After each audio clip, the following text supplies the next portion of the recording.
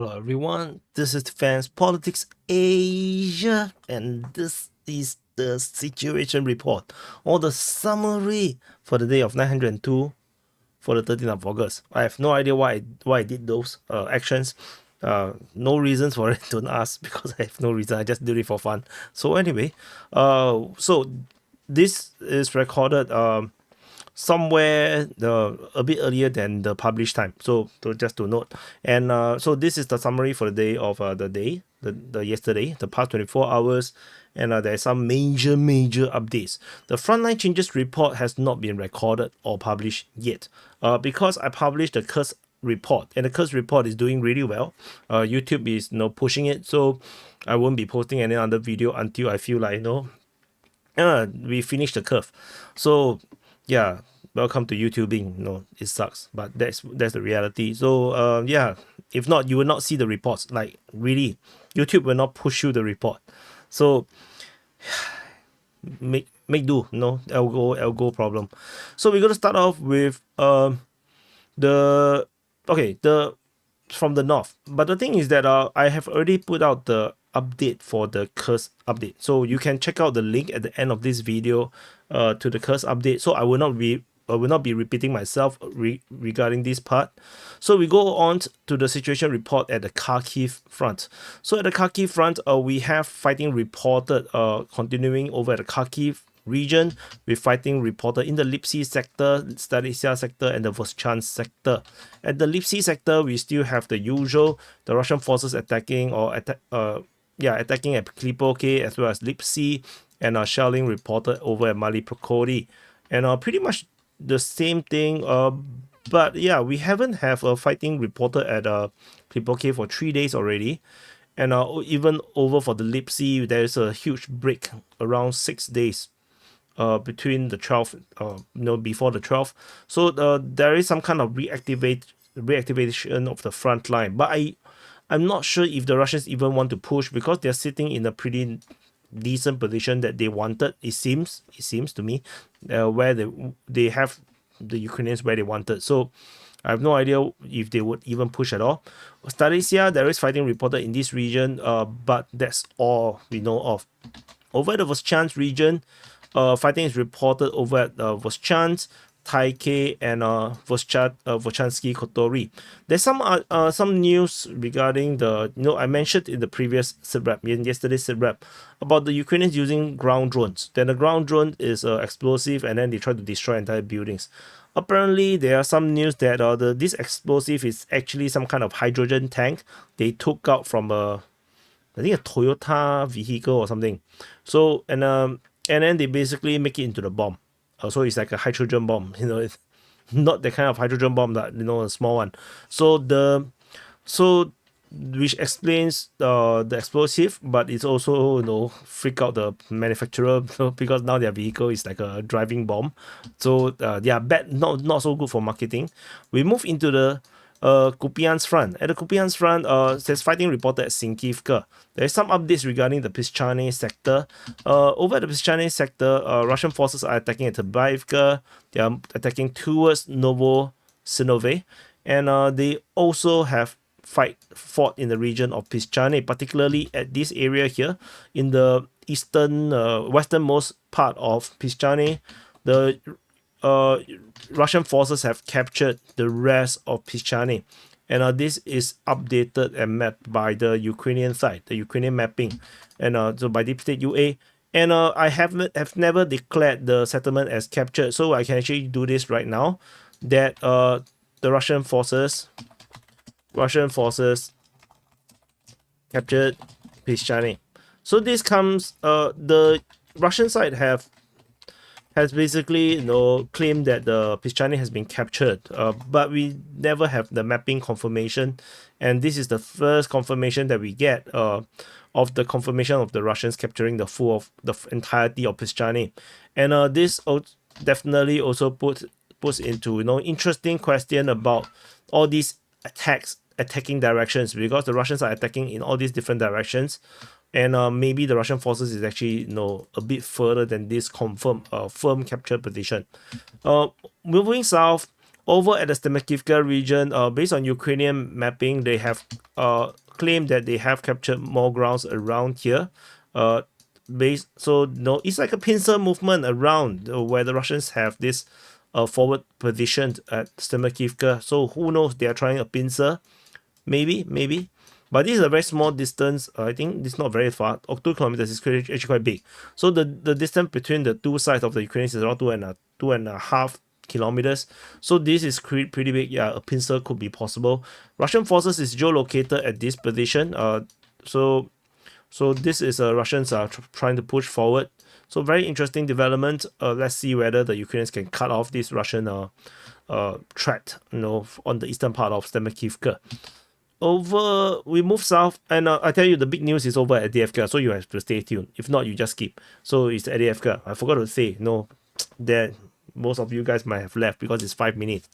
Oh no! But anyway, over the continuing on the southern part of Sviatové front, fighting is reported at Novoyehorivka. I think this is Novoyehorivka. Novoyehorivka. Fighting is reported towards Druzhelyubivka as well as at Makievka. So some fighting around this area. Over at the south in the Kremina front, there's fighting reported at Nevsky, Terny, Torsky, as well as Terebyansky Forestry. Nothing interesting to talk about, so that's about it in this region. There's still fighting around this area. Over at the Sivas front, there's shelling reported at Serebyanka, which is interesting. We constantly have reports about shelling at Serebyanka. So, this is the second day running. Russian forces attack at Velkomokonyamsky, Sperne, as well as Perezne.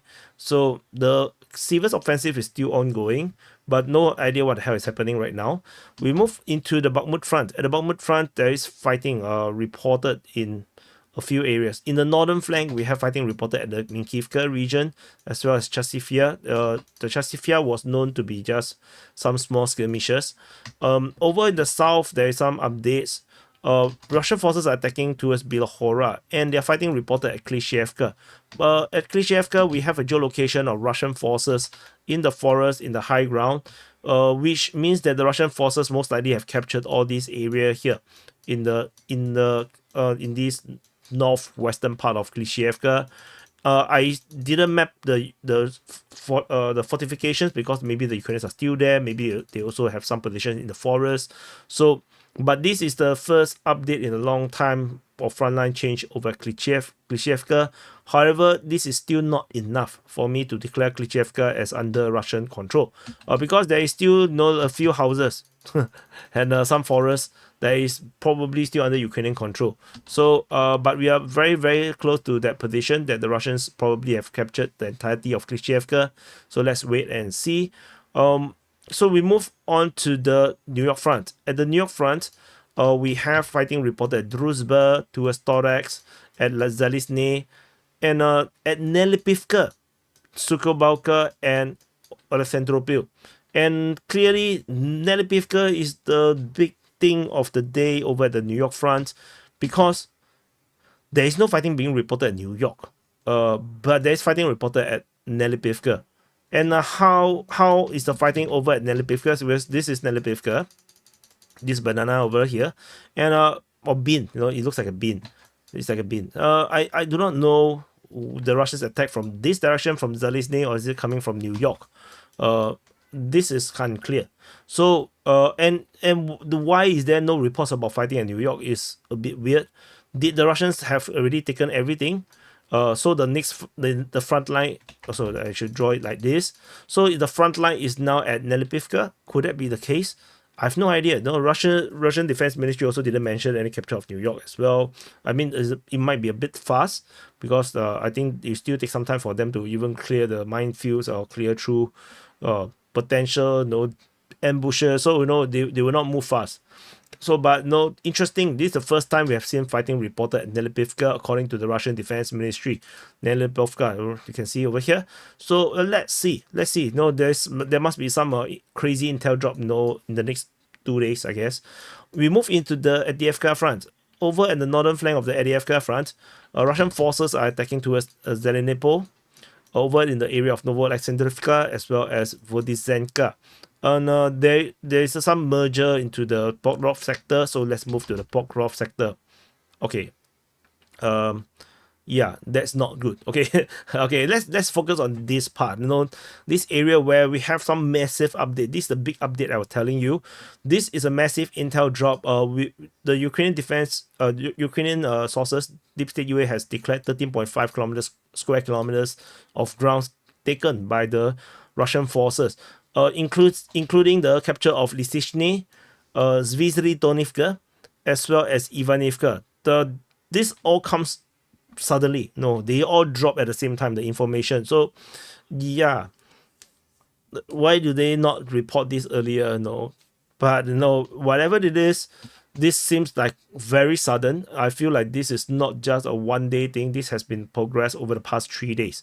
So Russian forces have captured Lysychny, Severodonivka, and they have conquered the rest of Ivanivka, and they have already approached to the southern part of Novotorossky.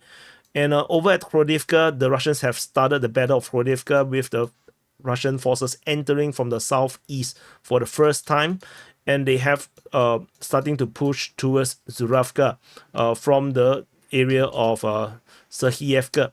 So this is a pretty significant frontline changes, and the start of the battle for the first boss. The first boss of the Pokrovsk sector, and this attack towards Zuravka could allow the Russian forces to then attack from a second sector, so they will become a second attack, and then from Novotorossky, if they capture this, they can attack from a third sector, enveloping Khodivka from 3 different directions, forcing a Ukrainian withdrawal. So this is probably what is going to come next from this area. Russian forces may also cross over the river to attack towards Yelizavetivka, and so this would be pretty natural, and then swing backwards into a pincer for Vodizenka, which is the Russians have seemingly struggled to break. So this is, or maybe they're not breaking, they're just holding the line. That is also a possibility. So this is the situation over this Pokrovsk sector. The southern half of the Pokrovsk sector is also very fascinating. Fighting is reported at Skushny as well as Zalene. However, there is fighting reported at Zavidny, for the first time reported by the Russian Defense Ministry. So I wonder if, because the day before we have Ukrainian Defense Ministry talk about Pitishe, and then I say that maybe the Russians have already taken Komishivka, and if this is true, and then they attack Pitishe, then maybe an attack on Zavidny may make sense. So there is a possibility that there is some advancement in this area that is not mapped by anyone else. So let's wait and see. Of significance is that the Russians are not attacking towards Mykolaiivka down the railway line. It looks like they are trying to secure the flanks first. So this is currently what is happening right now, and it seems like they also decided to go for Khodivka instead of Novokhodivka. So there is 2 potential way to reach Pokrovsk. So this is the first boss, and this is a alternate boss, the alternative direction where the Russians could attack in this direction. But it seems like they went for Khodivka first. So yeah, so this is something that to note. Pokrovsk is here. If Pokrovsk falls, the entire front may collapse. So so this is important to note, because this is a major hub. We move on away from the Avdiivka front. In the south we still have something. There is fighting reported in Nevelsky, but that's all we know. There must be some kind of a correction of the front line soon, because the Russians have most likely have taken Nevelsky. So we move into the Marinka sector of the Donetsk front. Russian forces attacking at Krasnohorivka as well as Konstantinivka. Both of them are major battles, but so far no more updates at this moment. The Battle of Krasnohorivka and Battle of Konstantinivka continues, the 2Ks. So, and we move down to the Vodian region. Russian forces have captured more grounds. This is based on Russian claims. This is not a Ukrainian mapping. So they have attacked they have kind of straightened the front line a little bit, if you believe the Russians. So the Russian forces are pushing towards the highway. They have starting to put some pressure on Voleda, and they are still fighting towards Vodian. And there's also fighting in the south of Konstantinivka. So the entire front line is probably very activated right now. And what I said about the Russians taking the highway might be coming soon in the near future. So and then we move over the rest of the line. The rest of the Voleda line, we have fighting reported at Preshestivka and Zolota Neva. I don't think this is an assault yet, from the sense, from the feeling, the gut feeling that I get. It's probably still fire mission on the Ukrainian positions around this area here. There's nothing over the Velika Novosilka sector. I can tell you this area is probably now a sleeping front, because the Russians are pretty happy with Staromayorsky and Uruzhaine. I think they will not push out. The main reason is because it's not very defendable. This northern area. Staromayorsky and Uruzhaine is more defendable because this is a twin village, twin town. So they're linked together. There's a bridge linking across the river, the Mokryali River. So this is a very good defensive position. The Russians also have the valley or the Gali region that they defend in the northern part of Priyotne. And Priyotne itself is somewhat of a fortress by now. So the Ukrainians have attacked Priyotne like countless times. The last time we have an attack was in 31st March, and basically the Ukrainians basically gave up. Like they fought for this position for months and months, but they can't get it. So this is a very firm line that I think the Russians are pretty happy with it. So they are not pushing in that region anymore. Over the Zaporizhia front, we have fighting only reported in the Kayamsky sector. The rest of this sector, we don't have anything. In the Orikhiv sector, there's nothing. Over the Kayamsky sector, we have fighting reported at Kayamsky as well as Pyatikaki. And that's all we know of in this area. And then we move into the Kherson front. At the Kherson front, there is shelling reported at Etonivka. The Ukrainian Defense Ministry mentioned multiple attacks in this front line, but they did not mention where. So I didn't map it in because I do not know where, because this front line is a bit long. And I think that's about it for this situation report. I also have to note that there is the 8 a.m. report from the Ukrainian Defense Ministry is not in this report. I haven't mapped it in. So I will map it in later, but this SITREP do not have any information from the 8 a.m. report. So the only difference would be that there may be some 1 or 2 or 3 additional locations that they might be fighting. That's about it. I will highlight it in tomorrow's situation report if there's anything, or maybe during the frontline changes report, maybe. So anyway, this will be published on the this SITREP is on the DPA War channel. The frontline changes report later, I will do another sum up of the frontline changes, and I'll publish it on the main channel after the curse update trending is over. Yeah, that's how the algo works. Even if I publish, it's like you're not gonna see it. If let's say I publish in this hour and you only open your YouTube like 13 hours later, you might not actually see this report anymore, because the trending probably usually lasts around 12 hours and YouTube don't push it anymore. Not much, not by much. And so that's the reality. That's the YouTube game. That's how the algo works. And not to mention a lot of competition. So many channels I will be posting reports. So yeah, so that is the reality. Anyway, thank you for watching. Press the like button, subscribe, and particularly if you are new to DPA or you have not subscribed yet, I suggest you to subscribe, especially if you watch to this point, 18 minutes in. What's the harm? Just one click. So anyway, thank you for watching, and I'll see you guys in the next update. I still don't know why I did that. Okay, see you.